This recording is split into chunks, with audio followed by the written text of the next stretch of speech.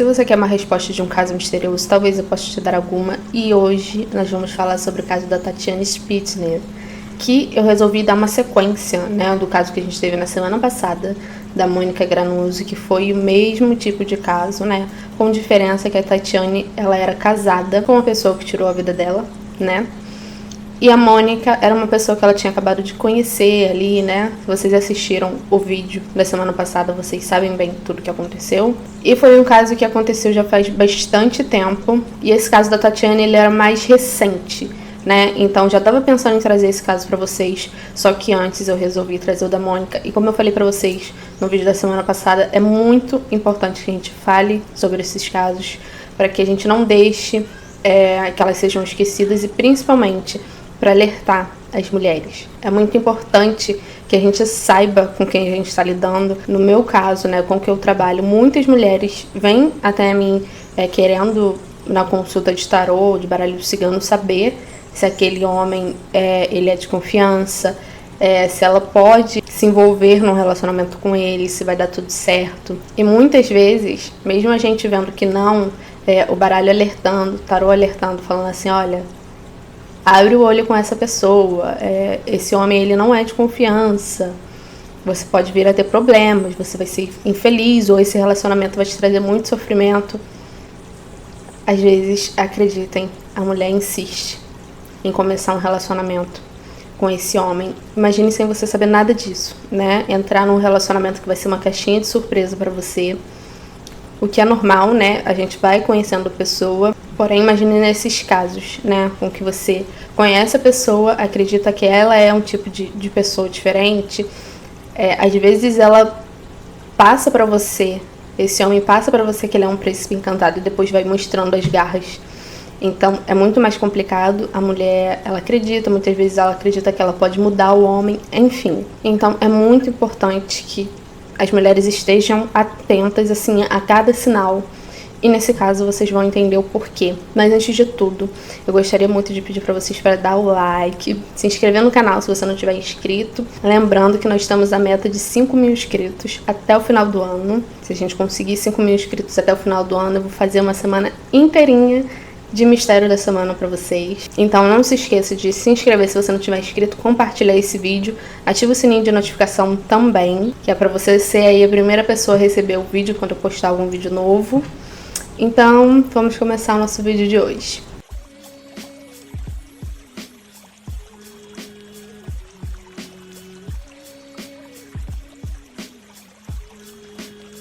A Tatiane tinha 29 anos e ela era casada com Luiz Felipe desde 2013. Eles moraram na Alemanha por 3 anos para ele estudar. E segundo as amigas de Tatiane, era um relacionamento assim bem conturbado. Ela falava que ele era muito ofensivo com ela, falava coisas horríveis, que era, assim, tudo era motivo de briga, né, como qualquer relacionamento abusivo.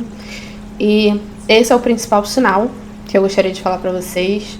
A partir do momento que vocês veem que o cara é agressivo, tem rompantes, assim, de raiva, te ofende, usa palavras que não deveria com vocês, né, se é que vocês me entendem, porque é o mínimo que um relacionamento tem que ter o respeito. A partir do momento que a pessoa não mede mais palavras pra falar com você, é um sinalzinho de alerta, tá? E a Tatiane, ela ignorou esse sinal. Não que ela tenha literalmente ignorado, isso a incomodava, ela pensou sim em terminar o relacionamento, mas não terminou, né? Talvez ela tenha tido ali alguma esperança de que as coisas pudessem mudar. Ela chegou a comentar com uma amiga que ele tinha um ódio mortal dela. Ali ele já deixava mais que claro que ele não se importava e que ele era bem perigoso. Então ela dizia também que ela não tinha coragem de separar, de encarar o divórcio e tudo mais. Faltava essa coragem nela, né, de pôr um fim de vez no relacionamento. Porque quando ela ameaçava separar, dizia pra ele que não queria mais, ele começava a chorar e dizer que amava ela, mais uma vez, como todo abusador faz, né, isso aí é de lei. O cara, ele não quer ser largado, ele gosta dessa situação ali, sabe, de manter a vítima amarrada a ele, essa tortura psicológica, né, Isso é muito comum da gente ver. Então, na noite do dia 22 de julho de 2018, mais precisamente na madrugada, né? Tatiane e Luiz começaram uma discussão em um bar. Era por volta das 2 horas quando o casal voltou para casa. E ainda no carro, né, no meio do caminho para casa, as câmeras de segurança flagraram ele agredindo ela dentro do carro, no estacionamento do prédio e no elevador. As agressões continuaram. E, gente, uma observação é que, assim, ela nunca havia comentado sobre agressão com ninguém até então. Isso não havia existido antes daquele dia. Só que, se vocês forem ver a imagem, isso não é nunca um comportamento. Você consegue ver na cena que aquilo ali, ela não tá nem um pouco assustada no sentido de ser uma novidade, sabe? Parecia que ela estava acostumada a passar por aquele tipo de situação. Tanto ela quanto ele parecia que estavam ali. Era uma situação rotineira. Pelo menos a impressão que as imagens dão, né? Tudo isso a gente vai confirmar, mas o que eu tô dizendo pra vocês é que já parecia. No estacionamento do prédio também ele dá um mata-leão nela, que ele praticava jiu-jitsu. Ele era faixa roxa, inclusive. E ela ficou deitada no chão do estacionamento por cerca de 2 minutos, inconsciente, imóvel. Até que ele dá um chute nela, ela acorda e tenta fugir dele, né? Correndo pra dentro do elevador, se eu não me engano. Mas ele consegue alcançar ela e continuam as agressões. E no elevador é o último momento ali que a Tatiane, ela é vista, né, nas câmeras de segurança com vida. Então, desde esse último registro, né, das câmeras de segurança, até o momento da queda, que não se sabe, foram 15 minutos ali, mais ou menos. Os vizinhos afirmam ter ouvido Tatiane pedindo socorro diversas vezes.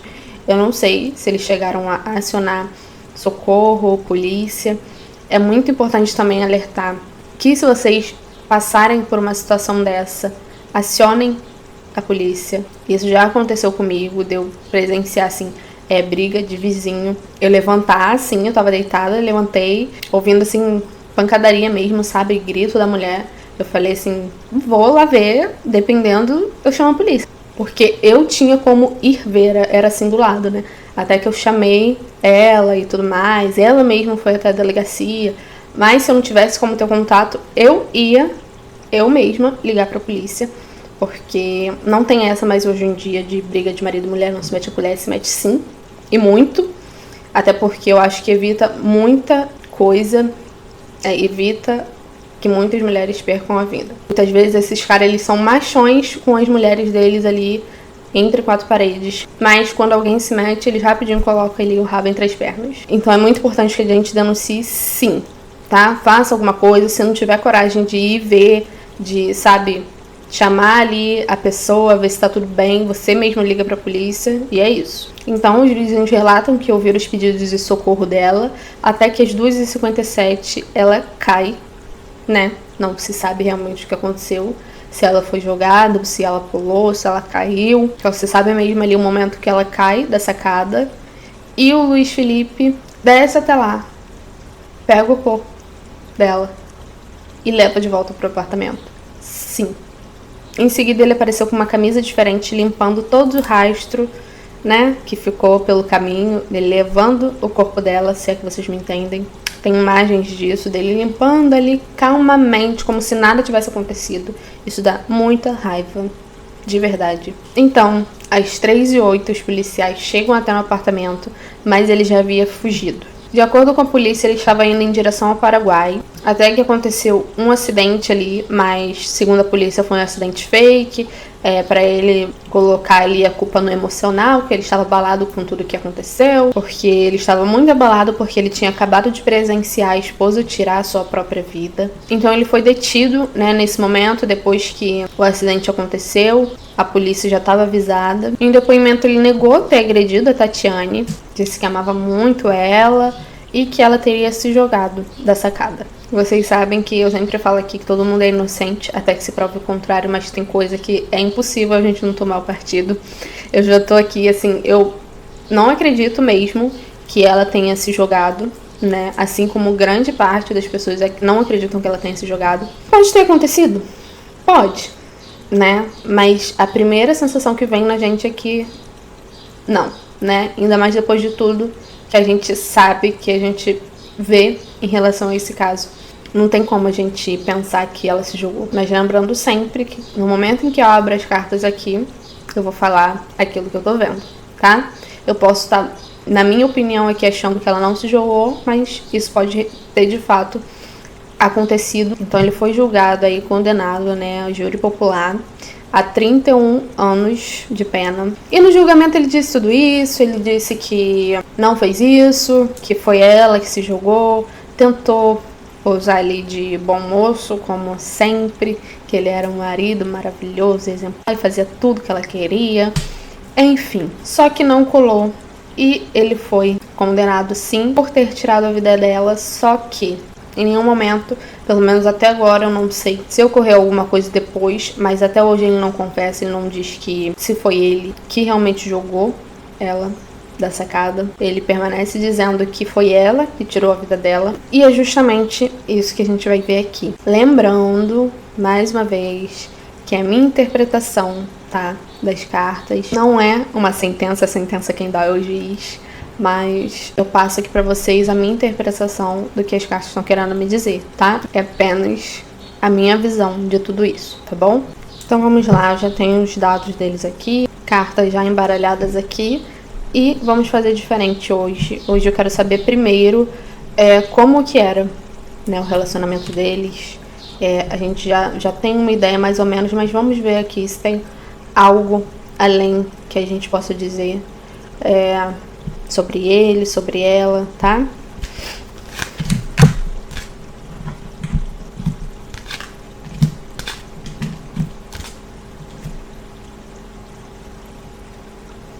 Eu não sei, essa moça, ela tinha família lá pra onde eles foram.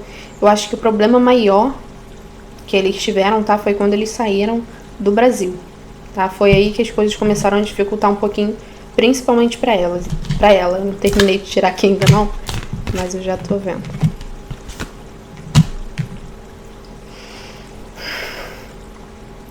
Então, eu vejo que foi mais isso, assim, tipo, o problema deles começou quando ele foi pra lá. Eu não sei quando eles foram pra lá, eu não sei se de repente ele conhecendo gente diferente lá, alguma coisa mesmo mudou no comportamento dele, tá?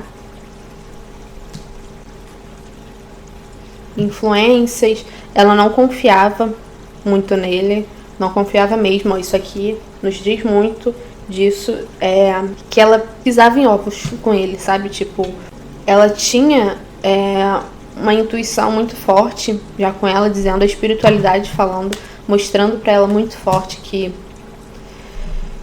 era risco pra ela se sair dessa situação, mas infelizmente, né, não deu tempo, vamos dizer assim, dela perceber isso. Perceber não, que eu acho que ela já tinha percebido, dela tomar uma atitude, né, dela cortar relações, dela terminar de vez, se separar. Não deu tempo dela fazer isso, mas ela já sabia, ela sentia, a espiritualidade estava falando muito forte com ela. Talvez em forma de intuição, ela achava que era desconfiança dela, alguma coisa assim, sabe? Mas, no fundo, era isso. A espiritualidade falando com ela, mostrando pra ela, os mentores dela, sabe? Dando pistas de que não seria nada bom. E o nosso espírito, ele sabe, né? Ele sempre sabe das coisas que tá pra acontecer com a gente. E ela vivia assim como toda pessoa que vive um relacionamento abusivo, acreditando na mudança, acreditando que poderia dar certo, que de repente ela saberia como levar a situação, sabe? Ela viveu durante muito tempo assim e se sentindo culpada às vezes. Ele se garantia mesmo no que ele tinha, sabe? Talvez posses, talvez uma posição aí pública, financeira. Eu acho que ele sempre estava tentando mostrar pra ela que ele era maior que ela, que ele era melhor que ela era inferior. Falava muito alto a questão financeira pra ele, do ego, sabe? Eu não digo que ele não gostava dela. Não digo que não tinha sentimento nessa relação, mas tinha exageros, tinha ciúme. Tudo que é em excesso machuca e magoa. E o Sol tá aqui pra nos dizer isso. Excessos no relacionamento que prejudicou muito, muito essa relação. Eu acho que ele tinha a impressão de posse dela, sabe? De que ele podia tudo. Era um amor que machucava, tá? Um amor que machucava principalmente ela. Ele realmente não queria se separar dela. Ele não via erro nenhum nele, só enxergava erro e problema nela. Ele era perfeito, tá? Ele era perfeito. Não cometia erro nenhum, nada. Só ela. Ela tinha transtornos, ela tinha doença. Isso eu tô falando na visão dele, tá? Era o que deixava ela, assim, transtornada. Era uma mulher louca.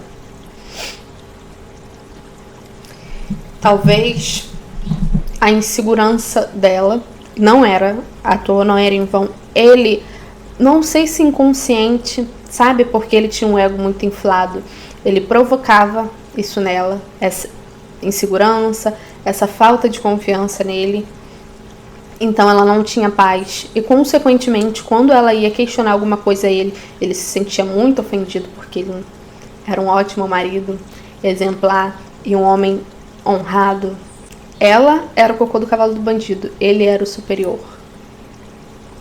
E colocava a culpa em doenças dela, doenças psicológicas, que ele colocava a culpa.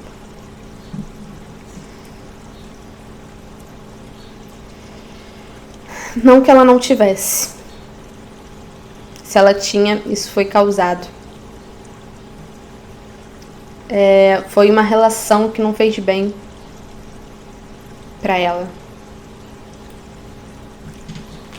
Ela sofria, sim, com alguns problemas psicológicos, mas foi decorrente de tudo que lhe aconteceu. Eu acho que o pior de tudo nessa relação foi, de fato, o que eu falei pra vocês, a tortura psicológica. Ó, aqui tá dizendo muito claro. Palavras que machucam. Agressão verbal.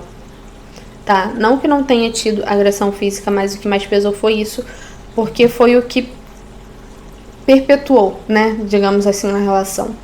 Era um costume dele agredi-la verbalmente, ofendê-la, diminuí-la. E ela queria, assim, ela queria separar, ela queria ir embora, ela queria terminar. Mas ela não tinha forças. E era muito manipulada por ele. Muito mesmo. Aqui só confirma, né, o que ela dizia para as amigas. Que quando ela falava em terminar, ele ia lá e fazia o drama dele. Porque é o que eu falei pra vocês. Não que ele não gostasse dela, mas era um amor que machucava, né?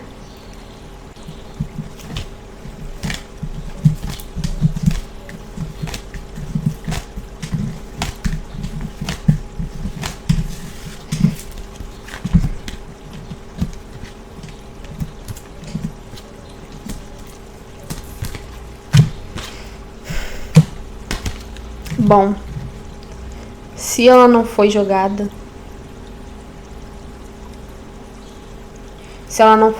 ela foi incentivada, sabe? De repente, colocando medo nela, ameaçando ela, mas tá muito mais claro aqui de que sim, se ele não participou ativamente ali da questão de jogá-la, foi ele que forçou uma situação, tá? De repente estava ali com ela na sacada brigando, sabe? E aconteceu, mas não foi ela por si só, não. Não foi ela que se jogou, não, tá?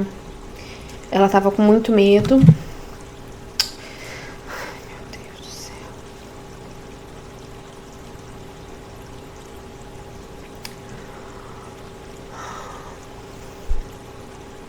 Essa moça, ela tava com muito medo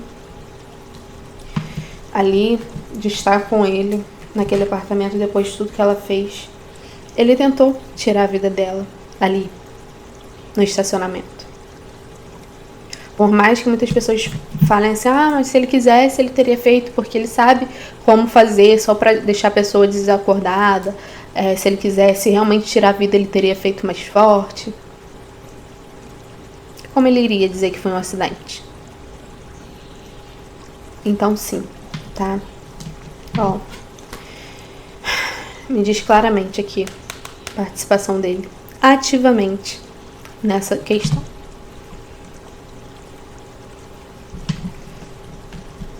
Momento nenhum me deixa dúvida disso aqui nesse jogo, tá?